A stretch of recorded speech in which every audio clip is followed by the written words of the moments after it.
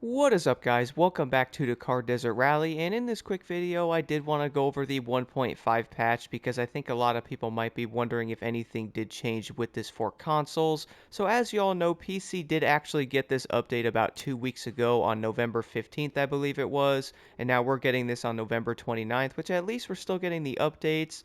But I have a feeling PC is probably going to remain 2 weeks early, at least in the near future. But anyway, we did get the Saudi Arabia map expansion, so we will get the 7 new events on sport mode, which the first one is here, then down over here is the second one. Now, one of the first things I also did notice about this with the new events, guys, is apparently we're not going to have any vehicle rewards on these at first. I don't know why this is. Hopefully we will get them later on. I was definitely a little confused on this considering the fact that some of the vehicles you do race against in the game are not actually in the game at the moment, like that 6x6 does look pretty sweet. I've also seen a few cars as well that I do not recognize either, but hopefully this stuff is going to make an appearance in the game later on because I would really like this stuff to be added, and hopefully we'll get more vehicles added into these new maps in time because overall, guys, I would say there's really not a huge reason to actually do these besides, wanting to maybe complete them. It looks like you're not actually getting anything for them at the moment, but I guess the way to actually look at this is the fact that now we're finally getting more events to actually complete, at least giving many players something else to do. Then there's also going to be a few new features and or bug fixes as well.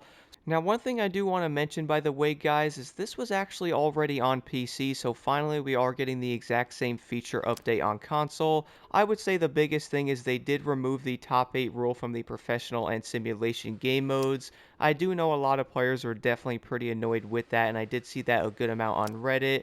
One of the other things they apparently did is going to be improved navigator speed and accuracy, which if I had to guess, I would say many people are most likely going to be really happy to hear that, because I do feel like the navigator is definitely doing a different race than we are.